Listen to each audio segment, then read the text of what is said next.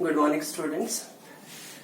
Today we are going to discuss the structure of proteins. So, as far as the structure of proteins is concerned, proteins are classified in following categories on the basis of their structures, on the basis of their shapes. They are classified as primary structure of proteins, secondary structure of proteins, tertiary structure of proteins and quaternary structure of proteins. तो proteins को classify किया primary, secondary, tertiary and quaternary proteins में.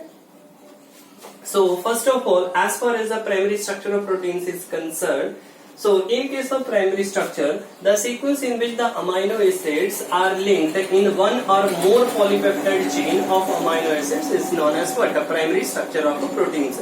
See, amino acids में they are linked in polypeptide chains. हमने study किया था peptide chain जो है वो कैसे फॉर्म होती है, पेप्टाइड बॉन्ड जो वो कैसे फॉर्म होता है. तो सीक्वेंस होता है अमाइनो एसिड्स का. जो भी सीक्वेंस है पर्टिकुलर पॉलीपेप्टाइड चेन के लिए एक सीक्वेंस होगा अमाइनो एसिड का. तो किस वे से वो जो है वो अरेंज्ड है पॉलीपेप्टाइड चेन में, this sequence will represent the primary structure of proteins. ठीक है. सो प्राइमरी स्ट्रक्चर के केस में कोई ज्यादा क्वेलिंग नहीं होगी, सिंपल एक लीनियर स्ट्रक्चर जो वो एग्जिस्ट करेगा प्राइमरी स्ट्रक्चर के केस में. जबकि अगर बात करें सेकेंडरी स्ट्रक्चर की, तो सेकेंडरी स्ट्रक्चर के केस में the polypeptide chains which undergo folding. Primary structure के केस में कोई फोल्डिंग नहीं हो रही है, कोई क्वेलिंग नहीं हो रही है, सिंपल सीक्वेंस है किसका, अमाइनो एसिड्स का, किसमें, पॉलीपेप्टाइड चेन में. ठीक है. बट सेकेंडरी स्ट्रक्चर के केस में क्या ऑब्जर्व हो रहा है, फोल्डिंग जो है वो ऑब्जर्व हो रही है. Means additional force of attraction जो वो एग्जिस्ट करेंगे और उसकी वजह से क्या होती जाएगी, फोल्डिंग जो वो होती जाएगी. किसके केस में, सेकेंडरी स्ट्रक्चर के केस में. सो सेकेंडरी स्ट्रक्चर के केस में अगर हम बात करें तो एग्जिस्ट कर सकता है alpha helix structure, helical structure जो वो एग्जिस्ट कर सकता है. अब जैसे यहाँ पे कोई सिलिंड्रिकल है, ठीक है, और यहाँ पे क्या हो रहा है, जैसे कॉइलिंग, फोल्डिंग जो है वो इस वे में जो है वो एग्जिस्ट कर रही है. ठीक है.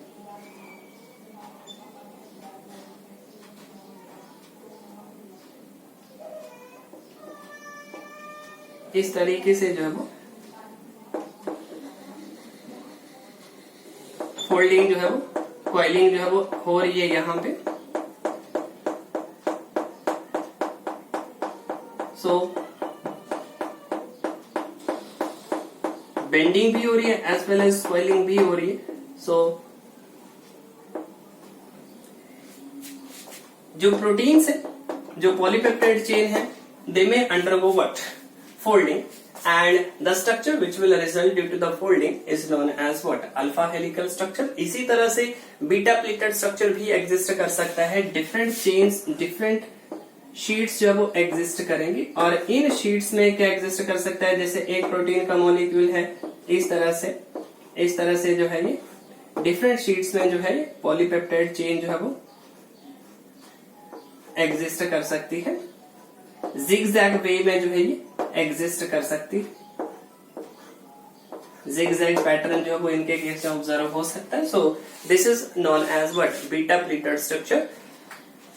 सो चाहे अल्फा हेलिकल स्ट्रक्चर है या फिर बीटा प्लेटेड स्ट्रक्चर है, ये स्ट्रक्चर जो है ये आएंगे किस कैटेगरी में, सेकेंडरी स्ट्रक्चर में. और सेकेंडरी स्ट्रक्चर कैसे अराइज होता है, due to the folding of proteins. ठीक है. फोल्डिंग ऑफ द पेप्टाइड, जो भी हमारे पास पॉलीपेप्टाइड चेन है उसमें क्या होगी, कॉइलिंग होगी, फोल्डिंग जो है वो उसके केस में ऑब्जर्व होगी. नेक्स्ट आ जाता है हमारे पास tertiary structure.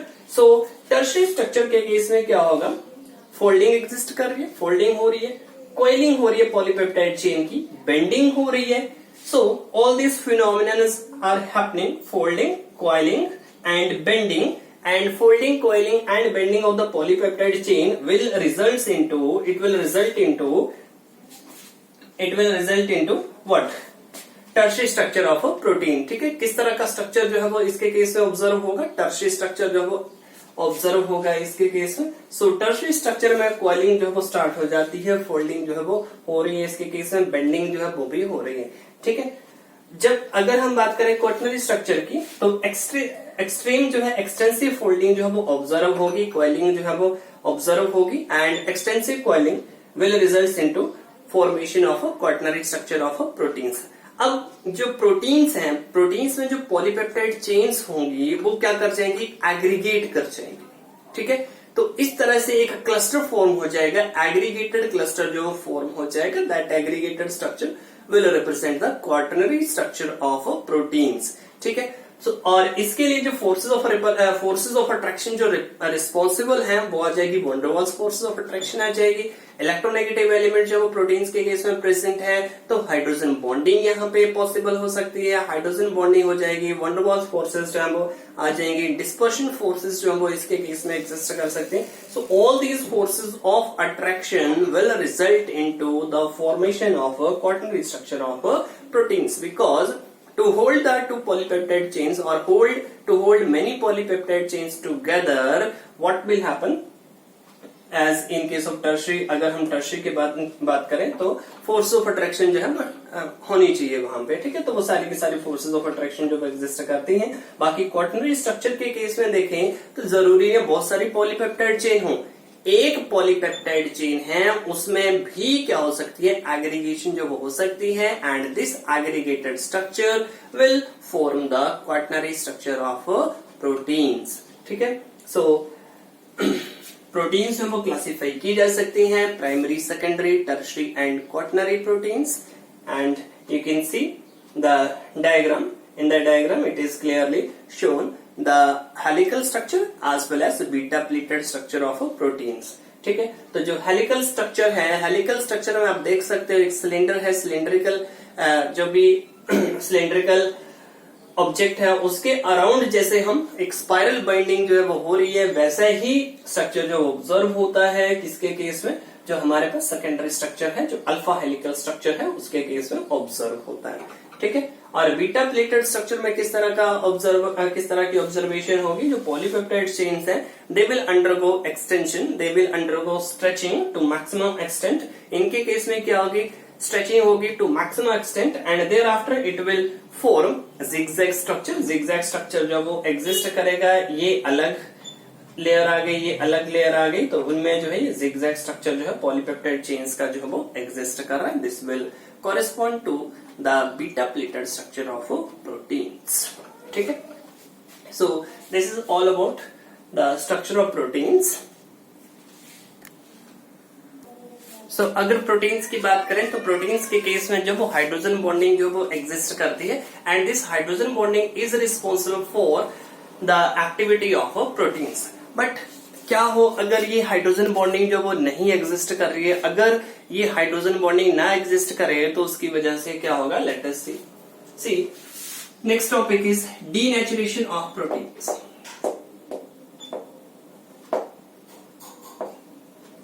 Denaturation of proteins. So अगर डीनेचुरेशन की बात करें, डीनेचुरेशन ऑफ प्रोटीन्स की अगर बात करें, so what are denatured proteins? Denatured proteins will lose their functional activities। जो डीनेचर्ड प्रोटीन्स हैं उनकी जो फंक्शनल एक्टिविटीज होती हैं वो क्या हो जाती हैं, रिड्यूस हो जाती हैं, ऑलमोस्ट खत्म हो जाती है उनकी। So why do the proteins loose their functional activity? तो प्रोटीन्स जो है वो अपनी फंक्शनल एक्टिविटी क्यों लूज कर देते हैं? तो जो प्रोटीन्स है, जैसे हमने स्टडी किया, प्राइमरी स्ट्रक्चर है, सेकेंडरी, टर्शियरी, क्वाटरनरी स्ट्रक्चर है, तो प्रोटीन्स के केस में, मैक्सिमम प्रोटीन्स के केस में उनका जो सेकेंडरी है, टर्शियरी है या फिर क्वाटरनरी स्ट्रक्चर है, that will result due to the presence of hydrogen bonding. There are various forces of attraction which will stabilize the structure of proteins. इनमें से एक तो आ जाती है हाइड्रोजन बॉन्डिंग, दूसरा आ जाता है आयनिक बॉन्ड, आयनिक बॉन्डिंग, तीसरी आ जाती है हमारे पास कोवलेंट बॉन्डिंग, कोवलेंट बॉन्डिंग। ठीक है, इसके अलावा और जो आ जाती है नेक्स्ट जो फोर्स ऑफ अट्रैक्शन है, that is hydrophobic forces of attraction.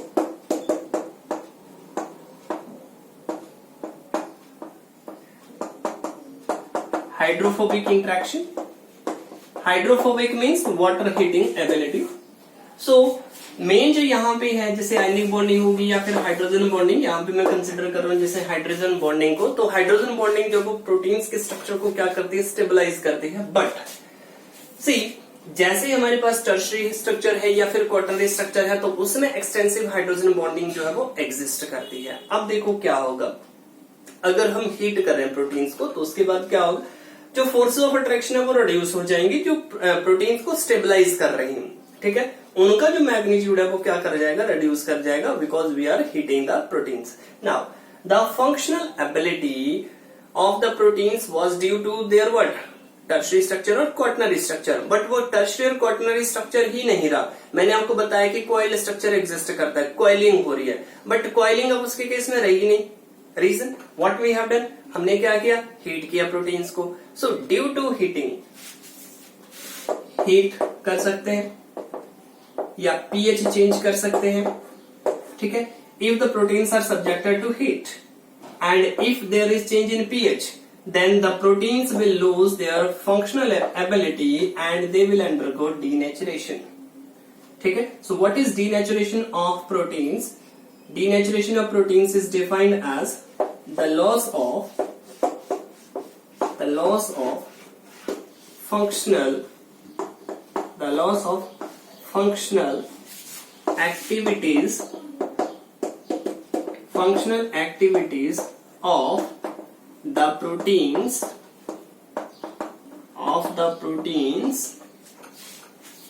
the loss of functional activities of the proteins due to heat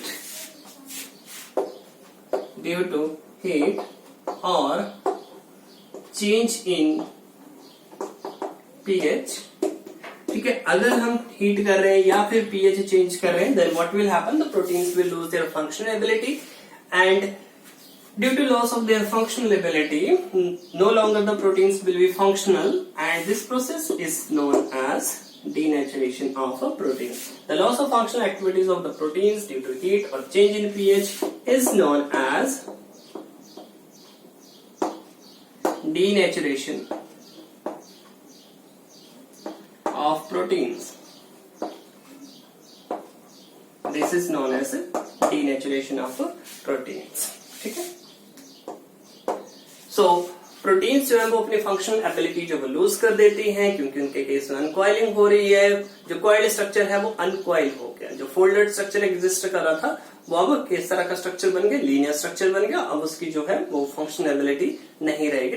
this process is known as what, this process is known as denaturation of protein. और एक और concept जो आता है, एक और जो observation होती है, जैसे हम प्रोटीन्स को अगर हीट करते हैं तो वो क्या हो जाती है, कोगुलेट कर जाती है, ठीक है। This coagulation will also result into what, denaturation of proteins. तो फंक्शनल एबिलिटी लूज कर देती हैं प्रोटीन्स, इस प्रोसेस को क्या बोलते हैं, डीनेचुरेशन ऑफ प्रोटीन्स, ठीक है।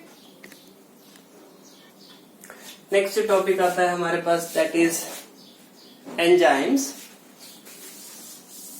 So first of all, understand what are enzymes.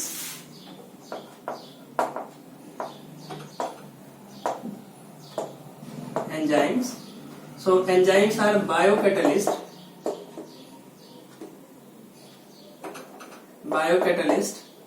which speed up a biochemical reaction.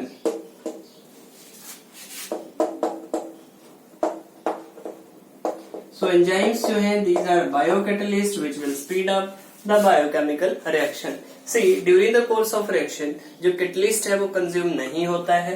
So biocatalyst means biochemical reactions को speed up करते हैं, इसलिए इनको क्या बोलते हैं, biocatalyst बोलते हैं, ठीक है। They will increase the rate of biochemical reactions. किसी biochemical का जो rate है उसको क्या कर देंगे, enhance कर देंगे, increase कर देंगे, ठीक है। So अगर हम एंजाइम्स की बात करें तो maximum enzymes are proteinaceous in nature. These are made up of proteins,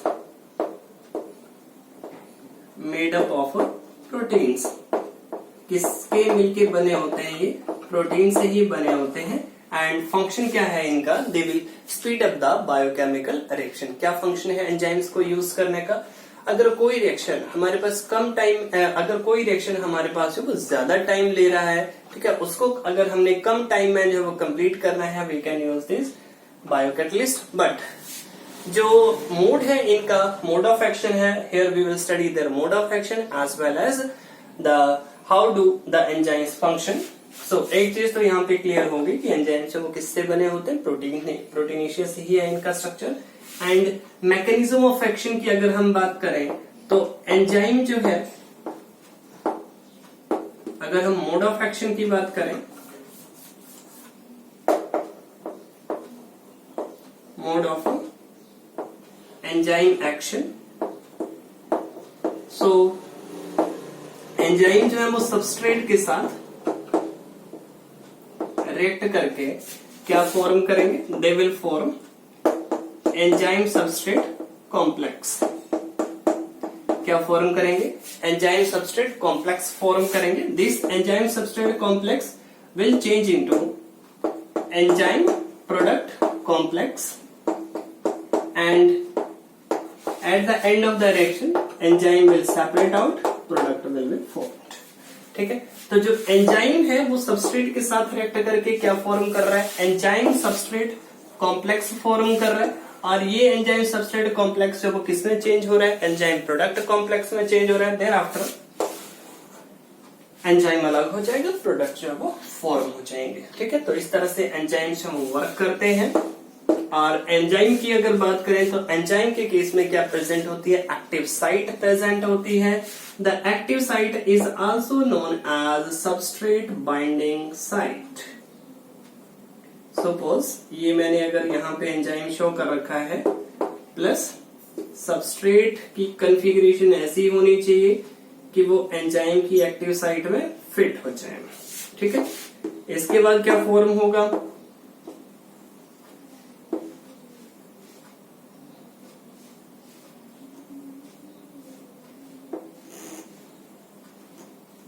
यहाँ पे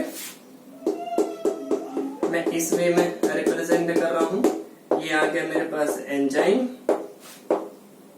और ये आ गया सबस्ट्रेट। ठीक है, और यहाँ पे क्या फॉर्म हो चुका है, ये यहाँ पे फॉर्म हो चुका है ये enzyme substrate complex. Now entire activity of the enzyme will lie on its active site. ये क्या थी, इसकी एक्टिव साइट थी। ठीक है, now this enzyme substrate complex will change into enzyme product complex.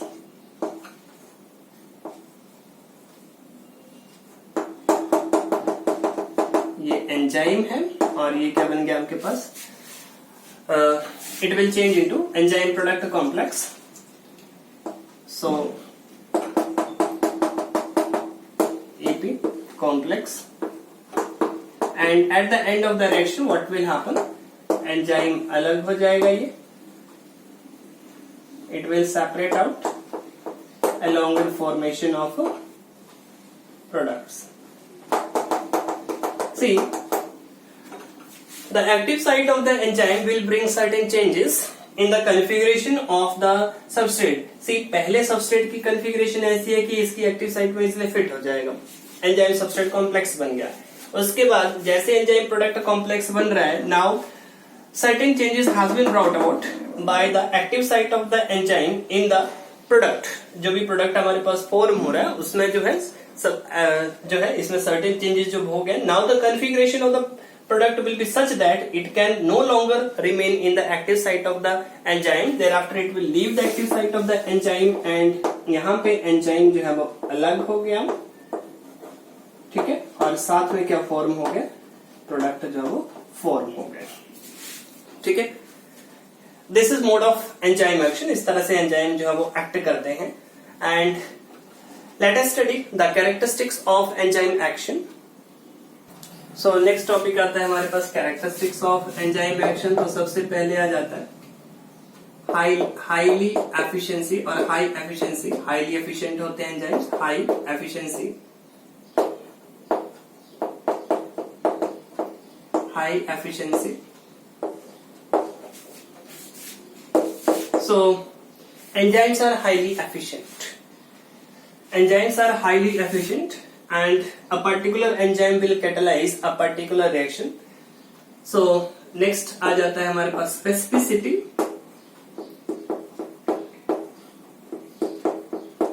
Specificity. Enzymes are specific in function. Means a particular enzyme will act on a particular substrate. Then next characteristic आ जाता है required in very small amount.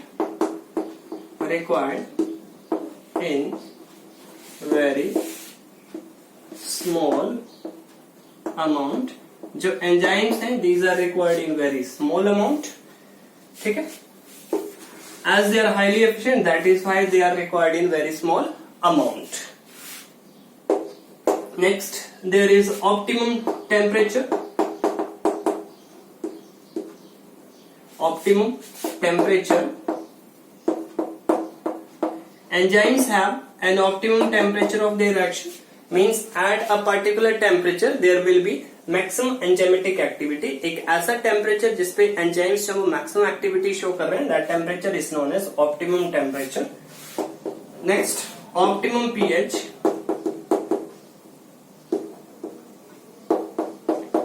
सो अगर हम optimum pH की बात करें तो एक ऐसी पीएच जिसमें एंजाइम्स की एक्टिविटी क्या है, मैक्सिमम है, that pH is known as optimum pH. And next अगर और कैरेक्टरिस्टिक की बात करें एंजाइम एक्शन की, so that is high turnover number. High turnover number. High turnover number. ठीक है, तो एंजाइम्स के केस में क्या होता है, हाई टर्नओवर नंबर होता है।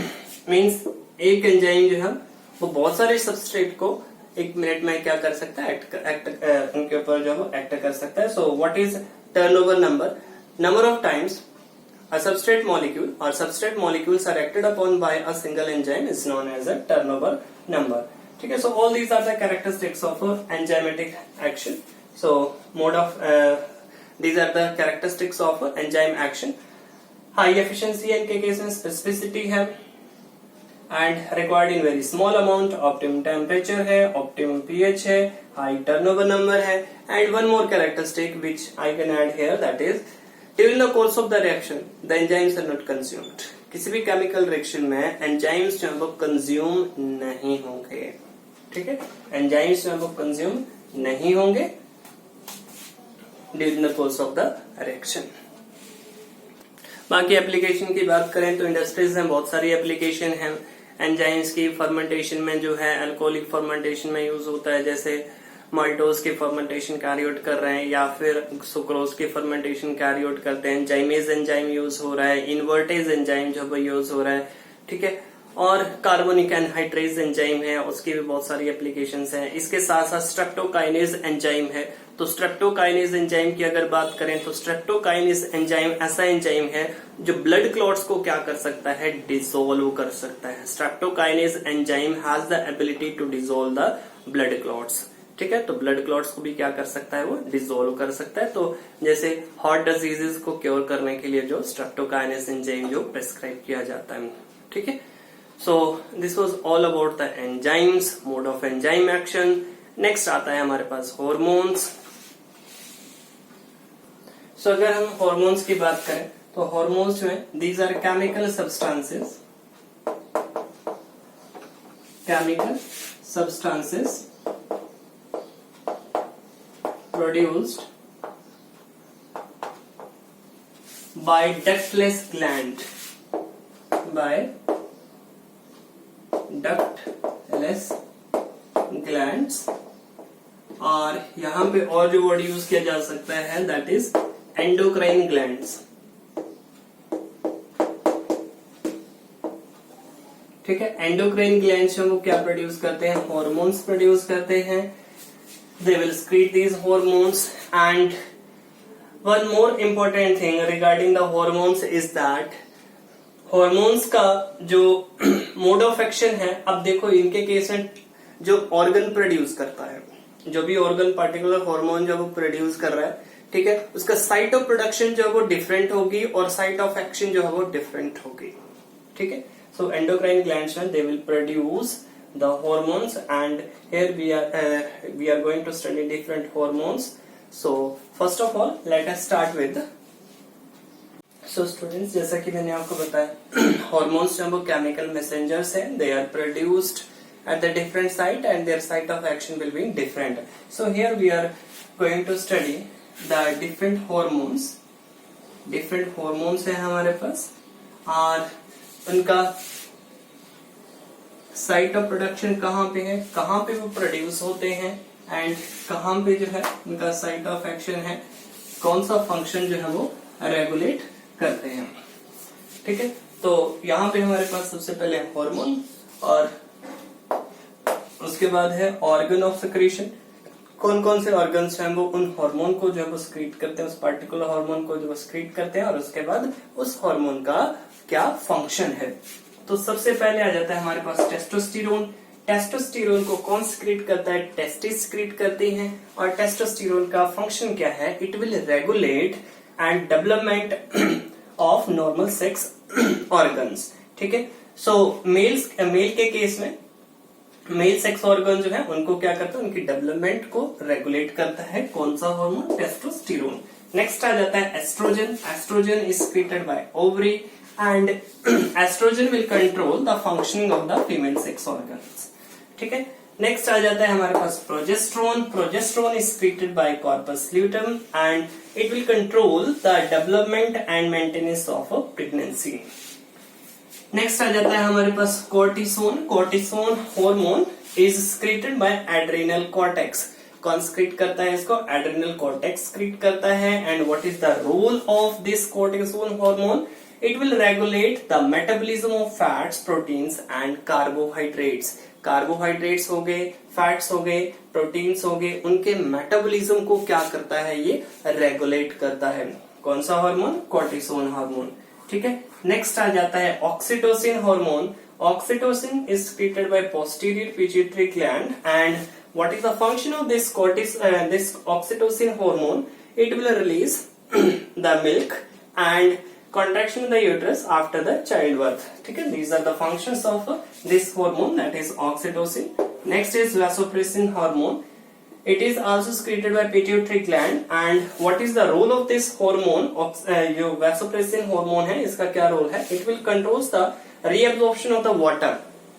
यूरिन फॉर्मेशन है, वाटर जो है वो क्या होता है, रीअब्सॉर्ब होता है. कौन रीअब्सॉर्ब करता है इसको, किडनीज जो है वो रीअब्सॉर्ब करती हैं. So this is the role of this vasopressin hormone.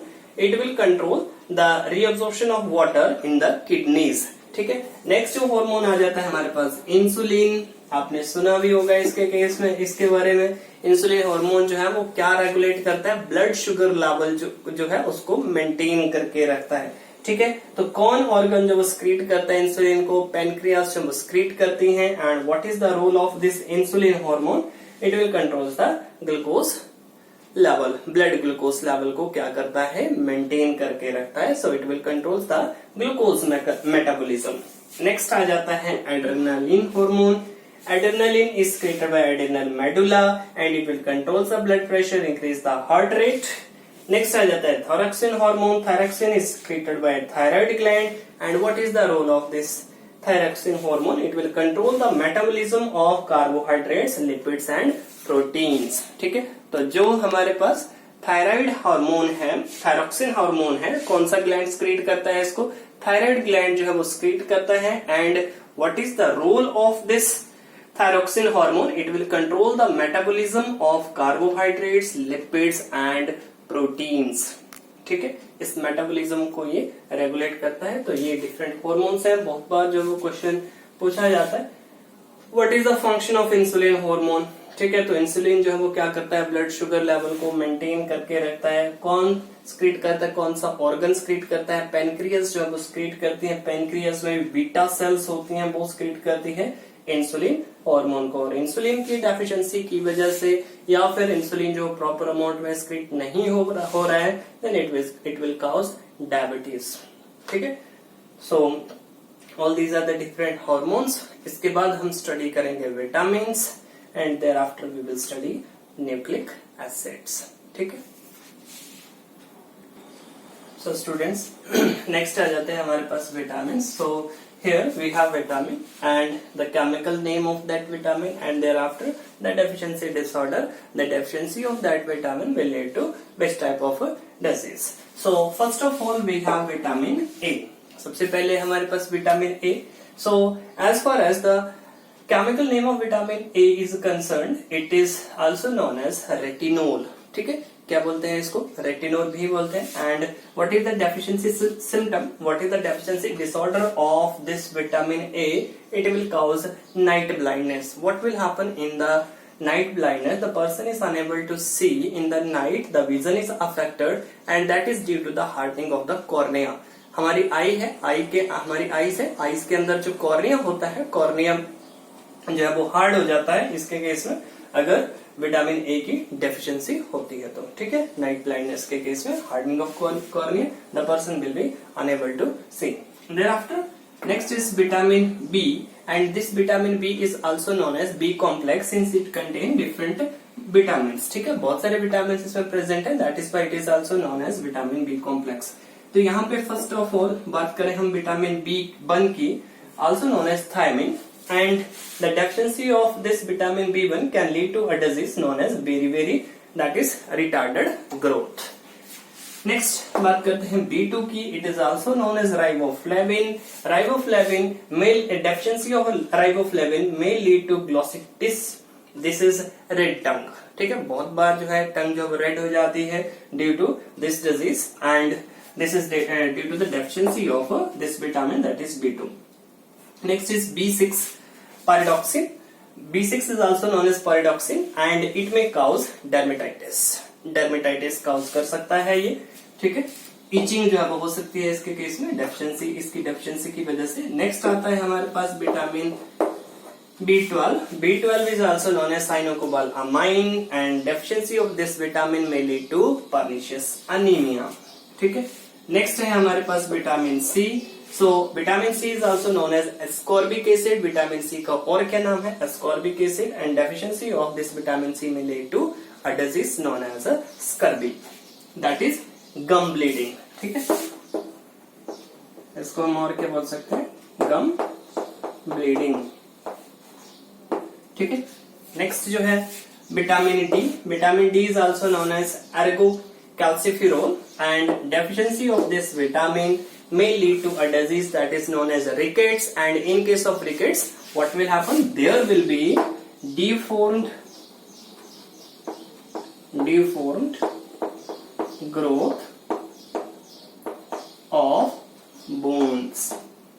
ठीक है, बोन्स की किस तरह की ग्रोथ होगी? डिफोर्ड बोन्स जब वो फॉर्म होती है इसके केस में. विटामिन डी हो गया. Thereafter vitamin E. Vitamin E is also known as tocopherol and deficiency of vitamin E may lead to sterility. ठीक है, नेक्स्ट आता है विटामिन के. विटामिन के का क्या रोल है? ये ब्लड क्लॉटिंग में हेल्प करता है और केमिकल नेम है इसका फाइलोक्विनोन. हीमोफीलिया डिजीज हो जाता है. प्रोलॉन्ग जो क्लॉटिंग का टाइम है, जो ब्लड क्लॉटिंग का टाइम है वो क्या हो जाता है? इंक्रीज हो जाता है. ठीक है, नेक्स्ट आता है विटामिन एच. विटामिन एच की अगर बात करें तो vitamin H is also known as biotin. Vitamin H को और क्या बोलते हैं? बायोटीन भी बोलते हैं. And it may also cause dermatitis and loss of hairs. ठीक है, सो विटामिन एच की डेफिशिएंसी से हेयर लॉस हो सकता है, डर्मेटाइटिस हो सकता है, इचिंग हो सकती है विटामिन एच की डेफिशिएंसी से. तो ये डिफरेंट विटामिन हैं, इनका केमिकल नेम आपको आना चाहिए as well as deficiency disorder क्या है. अगर किसी विटामिन की डेफिशिएंसी हो जाती है तो उसे डेफिशिएंसी डिजीज जो है वो क्या कौन सा होता है. ठीक है, सो यहां तक हमने कंप्लीट कर लिया. अब हमारे पास बचता है न्यूक्लिक एसिड. लास्ट टॉपिक है हमारे पास न्यूक्लिक एसिड. न्यूक्लिक एसिड जो है दीज आर बायोपॉलीमर्स, पॉलीन्यूक्लियोटाइड्स जो है. सो पॉलीन्यूक्लियोटाइड्स हमारे पास आ जाते हैं. जो polynucleotides these are present in the living organisms. Living organisms जो है वो उनमें ये प्रेजेंट होते हैं. These are polymers. So first आ जाता है हमारे पास DNA, that is deoxyribonucleic acid, and second one is what? RNA ribonucleic acid. तो जो भी लिविंग थिंग्स हैं, प्लांट्स हैं, एनिमल्स हैं, वायरस हैं, बैक्टीरिया, व्हाटएवर भी जो भी है, तो उनमें जो है हेरिडिटरी मटेरियल जो प्रेजेंट होता है वो आरएनए हो सकता है, डीएनए हो सकता है. ठीक है, सो इनका रोल क्या होता है, हेरिडिटरी इंफॉर्मेशन कैरी करना from one generation to another generation. ठीक है, सो जो न्यूक्लिक एसिड है और जो न्यूक्लियोटाइड्स हैं या न्यूक्लियोसाइड्स हैं, वो आपके पास जो पॉलीन्यूक्लियोटाइड्स हैं वो डिफरेंट टाइप के हो सकते हैं, न्यूक्लियोटाइड हो सकते हैं या फिर न्यूक्लियोसाइड हो सकते हैं। So first of all understand what are nucleotides. Nucleotides क्या होते हैं? सो अगर हम न्यूक्लियोटाइड्स की बात करें, देखो डीएनए और आरएनए क्या है, ये पॉलीन्यूक्लियोटाइड्स है। तो न्यूक्लियोटाइड्स की अगर बात करें, nucleotides these are composed of, nucleotides वो किससे मिलके बने होते हैं, इनमें प्रेजेंट होता है एक तो nitrogenous base, nitrogenous base present होगा, नाइट्रोजनस बेस प्रेजेंट है, पेंटोज शुगर प्रेजेंट है, पेंटोज शुगर प्रेजेंट है, along with presence of phosphate group, और क्या प्रेजेंट होगा, फॉस्फेट ग्रुप प्रेजेंट होगा। और अगर मैं न्यूक्लियोसाइड की बात करूं तो न्यूक्लियोसाइड के केस में सिर्फ क्या प्रेजेंट होगा, एक तो आ जाएगा नाइट्रोजनस बेस, नाइट्रोजनस बेस आ जाएगा, और साथ में क्या प्रेजेंट होगी, पेंटोज शुगर प्रेजेंट होगी। ये डिफरेंस है न्यूक्लियोसाइड और न्यूक्लियोटाइड में। न्यूक्लियोटाइड के केस में फॉस्फेट ग्रुप भी प्रेजेंट है, जबकि न्यूक्लियोसाइड के केस में सिर्फ नाइट्रोजनस बेस प्रेजेंट है और पेंटोज शुगर जो वो प्रेजेंट है। अब जैसे मैं डीएनए की बात करूं तो डीएनए के केस में राइबोज शुगर प्रेजेंट है, और आरएनए की अगर यहाँ पे डीऑक्सी राइबोज शुगर प्रेजेंट है, और अगर आरएनए की बात करें तो यहाँ पे राइबोज शुगर, देखो नाम से क्लियर है, डीऑक्सी राइबो। ठीक है, तो यहाँ पे डीऑक्सी राइबोज शुगर प्रेजेंट है और इसके केस में जो है वो राइबोज शुगर जो है वो प्रेजेंट है। ठीक है, अभी नाइट्रोजनस बेस कौन कौन से होते हैं, प्यूरिन्स कौन सी हैं, पिरिमिडिन्स कौन सी हैं, let us study the purines and pyrimidines. So students, अगर हम न्यूक्लियोटाइड्स या फिर न्यूक्लियोसाइड की बात करें या फिर न्यूक्लिक एसिड्स की बात करें, तो न्यूक्लिक एसिड्स में जो है वो प्यूरिन्स प्रेजेंट होते हैं, पिरिमिडिन्स प्रेजेंट होती हैं। अगर हम डीएनए की बात करें तो डीएनए के केस में जो प्यूरिन्स प्रेजेंट होते हैं वो प्यूरिन्स आ जाएंगे, ये दोनों एडेनिन एंड ग्वानिन। तो मैं यहाँ पे डीएनए के केस में लिख रहा हूं ए जी, ये तो क्या प्रेजेंट है, प्यूरिन्स प्रेजेंट है। और पिरिमिडिन्स जो प्रेजेंट होती हैं डीएनए के केस में वो है थायमिन एंड साइटोसिन, और इनकी जो बेस पेयरिंग होती है वो इस तरीके से होती है, A will always pair with T, A T G C DNA के केस में। ठीक है, अगर मैं आरएनए की बात करूं तो in case of RNA thymine को कौन रिप्लेस कर देगा, यूरेसिल जो है वो रिप्लेस कर देगा। तो बेस पेयरिंग अब क्या होगी इसके केस में, ए यू जी सी। ठीक है, इस तरीके से जो बेस पेयरिंग होगी। सो अगर हम प्यूरिन्स की बात करें तो इस तरह का हेट्रोसाइक्लिक रिंग जो है वो यहाँ पे एग्जिस्ट करेगा। ये आपके पास 5 मेंबर्ड रिंग है, ये जो है आपके पास 6 मेंबर्ड रिंग है, NH जो है यहाँ पे प्रेजेंट है। तो एडेनिन की बात करें तो यहाँ पे NH2 ग्रुप जो प्रेजेंट होगा, और ग्वानिन के केस में यहाँ पे C double bond O ketonic group जो वो प्रेजेंट होगा। ठीक है, स्ट्रक्चर से सिर्फ आपको इतना पता होना चाहिए कि एडेनिन है, ग्वानिन है। डीएनए के केस में क्या क्या प्रेजेंट होंगे, एडेनिन एंड ग्वानिन दोनों प्रेजेंट होंगे, और जो यहाँ पे पिरिमिडिन्स है, पिरिमिडिन में से थायमिन एंड साइटोसिन जो प्रेजेंट होंगी, टी एंड सी। जबकि आरएनए है, अगर आरएनए की अगर बात करें तो आरएनए में, डीएनए में जहाँ पे टी था, थायमिन था, आरएनए में इसको थायमिन को कौन रिप्लेस कर देता है, यूरेसिल जो वो रिप्लेस कर देता है। सो डीएनए और आरएनए में जो मेन डिफरेंस है, RNA will have uracil instead of what, thymine. ठीक है, बाकी जो रोल है डीएनए और आरएनए का वो वही है, जेनेटिक इंफॉर्मेशन को कैरी करना, ठीक है, ट्रांसमिट करना from one generation to another generation. जहां तक रही बात डिफरेंसेस की, तो आप डिफरेंसेस लिख सकते हो, what are the various differences between DNA and RNA. So DNA stands for what, deoxyribonucleic acid, and RNA stands for ribonucleic acid. DNA में जो शुगर प्रेजेंट है दैट इज डीऑक्सीराइबोस, और जो आरएनए है, आरएनए में जो शुगर प्रेजेंट होती है वो है राइबोस शुगर। बेस पेयर्स की अगर बात करें, पिरिमिडीन्स की बात करें, तो डीएनए के केस में थाइमिन प्रेजेंट होगा, और आरएनए के केस में क्या प्रेजेंट होगा, थाइमिन जो वो प्रेजेंट नहीं है, instead of thymine there is presence of what, uracil. ठीक है। सो इस तरह से बाकी और जो है डीएनए की प्रॉपर्टी होती है रेप्लिकेशन की, मींस डीएनए जो है वो रेप्लिकेट कर सकता है, जबकि आरएनए के केस में ये प्रॉपर्टी जो यूजुअली नहीं देखी जाते हैं। So replication, the property of replication is not usually seen in case of RNA. So all these are the differences in DNA and RNA. So DNA और आरएनए के बीच में आप डिफरेंसेस जो लिख सकते हो। ठीक है। सो ये नाइट्रोजनस बेसिस जो प्रेजेंट है, एडेनिन ग्वानिन दोनों में प्रेजेंट है। थाइमिन प्रेजेंट है किसके केस में, थाइमिन, और साइटोसिन प्रेजेंट है डीएनए के केस में। आरएनए के केस में क्या प्रेजेंट है, यूरेसिल एंड साइटोसिन प्रेजेंट है। ठीक है। So all this about the nucleic acid, and in the next lecture we will start next chapter that is polymer.